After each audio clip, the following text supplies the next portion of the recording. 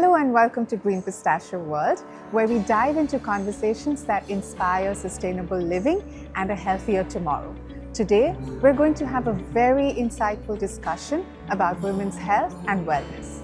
Joining us to unpack these critical topics is Dr. Nisha Khot, a renowned obstetrician and gynaecologist with a truly global perspective. Having worked in India, the UK, and now Melbourne, Australia for over a decade, Dr. Khot is here to share her expertise and discuss everything from menstrual health to sustainable healthcare practices. She brings not only expertise in women's health, but also valuable insights from global healthcare systems. So grab yourself a cup of tea and let's discuss healthcare, nutrition, wellness, and of course, sustainability in healthcare practices. Hi Dr. Nisha, welcome. We're elated to have you and discuss these ever important topics about women's health, pregnancy and childbirth. We have so many questions, but we'll start with an easy one. What is it that brings you here today? So I'm here in Mumbai attending the All India Conference of Obstetricians and Gynaecologists. I'm representing the Royal Australian New Zealand College of Obstetricians and Gynaecologists, and I'm presenting. My presentation is on simulation in healthcare. Okay, so let's start with the basics. Women's health is such a vast topic, but what do you think are the key areas where women, especially in India, when it comes to women's health, can benefit from awareness and more support possibly? So I'm going to talk about pregnancy related and non-pregnancy related. So when women are not pregnant, obviously we get periods, and that is something that has always been shrouded in some, mystery, and people don't want to talk about it.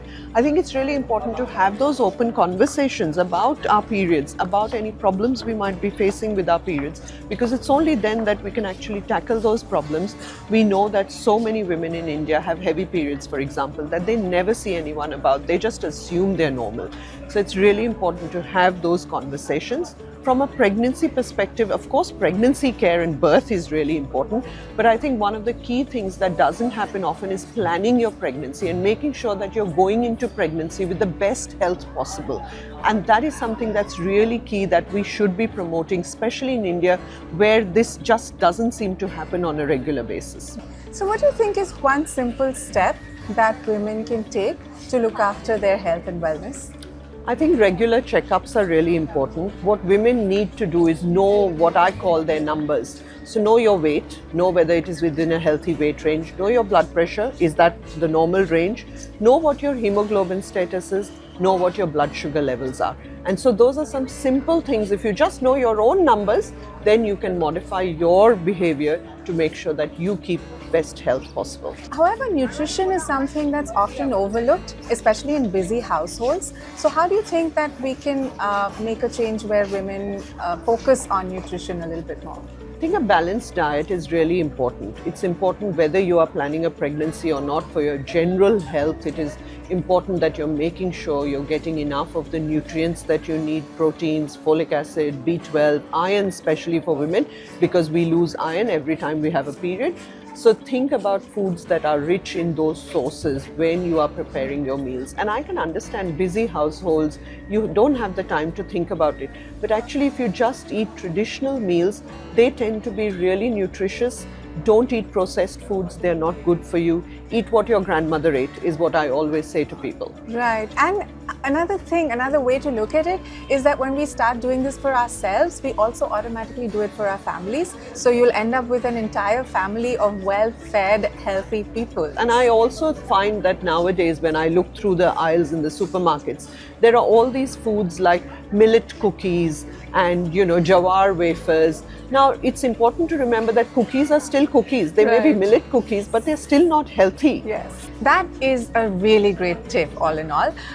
Any advice for how families can support pregnant women? I mean, it's always the women who are looking after their families. I mean, creating a supportive environment where a woman feels like she's able to say that, this is what I prefer to eat, this is what I would like to eat, that's one thing. Second thing is actually letting women have some rest. Pregnancy is a difficult time, and this is the time for partners and other family members to step up and do some of the housework so that the woman can rest.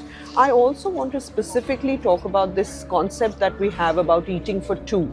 Pregnancy is actually not a time to be eating for two. There is no need for that. It's a time for eating healthy food.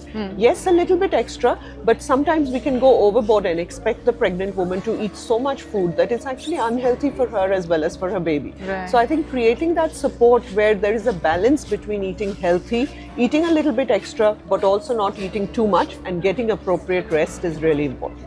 Whether it's a working woman balancing deadlines or a homemaker who's busy with her managing her household, women often tend to put themselves last.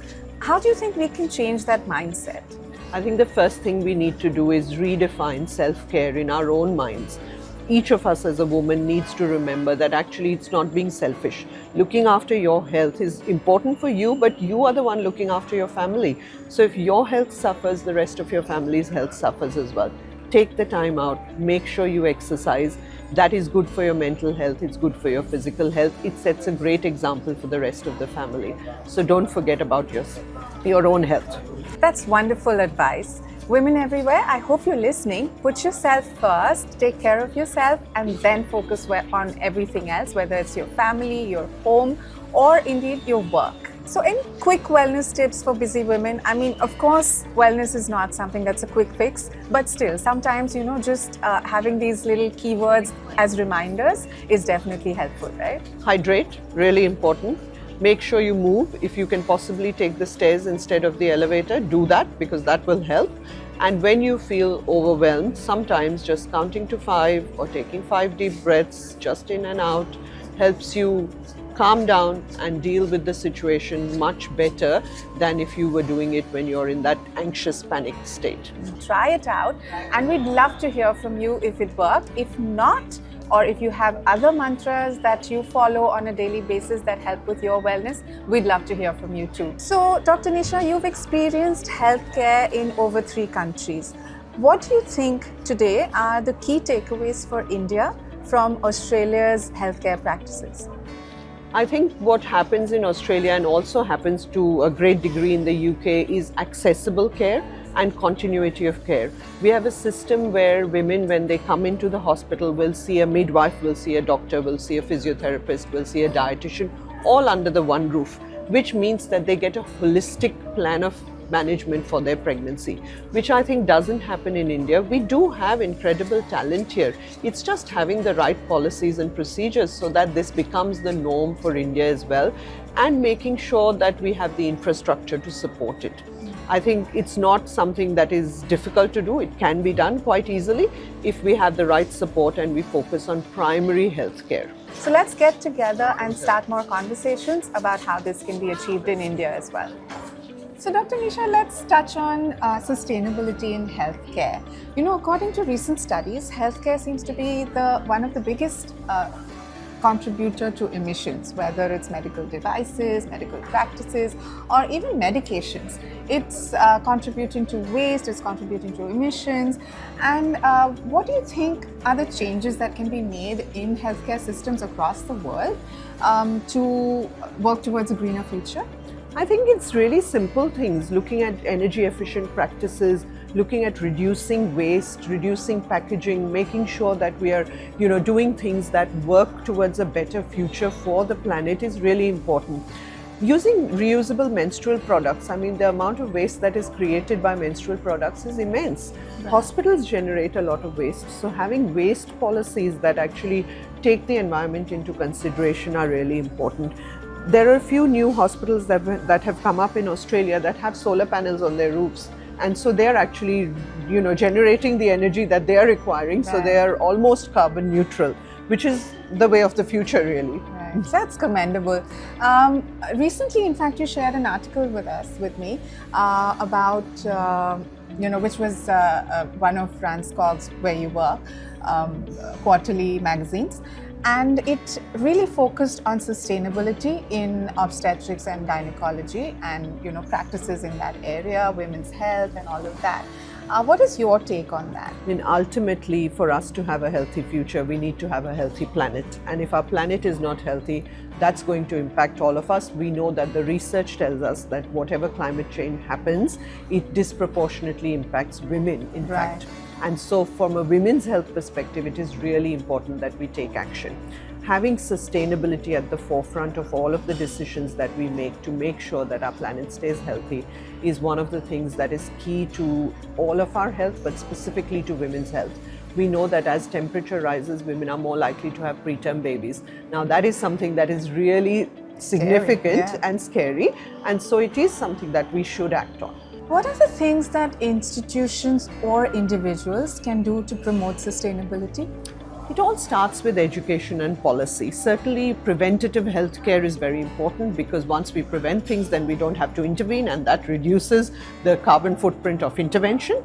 Things like breastfeeding. Breastfeeding is a win-win for everyone because it's good for the baby, but it also minimizes the carbon footprint of producing formula, transporting formula, packaging formula. And so those are some of the easy things that we could do to promote sustainability in healthcare as individuals as well as institutions. Thanks, that's so inspiring. In fact, at Green Pistachio, we do believe that sustainability is everyone's responsibility, and it's wonderful to hear how healthcare can lead the way. So, Dr. Nisha, we've discussed women in urban areas, but often rural areas experience very unique challenges, especially in developing countries. For example, did you know that only 37% of women in rural India have access to skilled healthcare services during childbirth and pregnancy, as opposed to almost 100% in developed countries? So what do you think is the reason for this gap, and how can we manage to bridge that? So rural healthcare is problematic everywhere in the world, and part of it is lack of infrastructure, lack of trained healthcare professionals, and lack of accessibility to the sorts of things like blood tests, pathology, those sorts of things as well. What's happened in countries like Australia is that the focus is on community-based healthcare, so that there is a higher role for community midwives as well as nurse practitioners to provide care. Taking that example, I think what can be done in India is expansion of the role of the ASHA workers. They're already doing great work, but providing them with additional training and resources will mean that they can expand their scope of practice and provide more healthcare in those rural settings. Of course, there has to be a focus on recruiting doctors and other healthcare professionals into rural positions as well. But I think that combination is really critical to making sure rural women have access to the same healthcare as urban women. We have so much technology now that we can actually harness that technology and use things like telemedicine. That's being used increasingly in Australia to provide that expert specialist care. The expert specialists, there are only few of them. Right. And so they are not ever going to be based in rural areas. But what you can do is use telemedicine to get their expertise from the city, and then the local healthcare provider can actually provide the healthcare at the point of contact. To our viewers, what is the one change that you would like to see in rural healthcare when it comes to India? Do let us know in the comments below. We'd love to hear from you. Dr. Nisha, thank you so much for sharing your insights today. This has been such a meaningful conversation, and I'm sure our viewers can take home very valuable lessons from it. From women's health to sustainability in healthcare practices, it's pretty clear that small intentions can actually have big, meaningful impact. Thank you so much for having me. It's been a real pleasure to share what I have experienced through the years. What I feel like is that there is a role for policy writers, policy makers, communities and healthcare workers to work together towards a green, sustainable future, not just for healthcare but for everyone, and to work together towards a healthier future for women in general, specifically, of course, women in India. Thank you. We couldn't have said that better, could we? If you found that discussion helpful, don't forget to like, share and subscribe to Green Pistachio for more conversations that matter.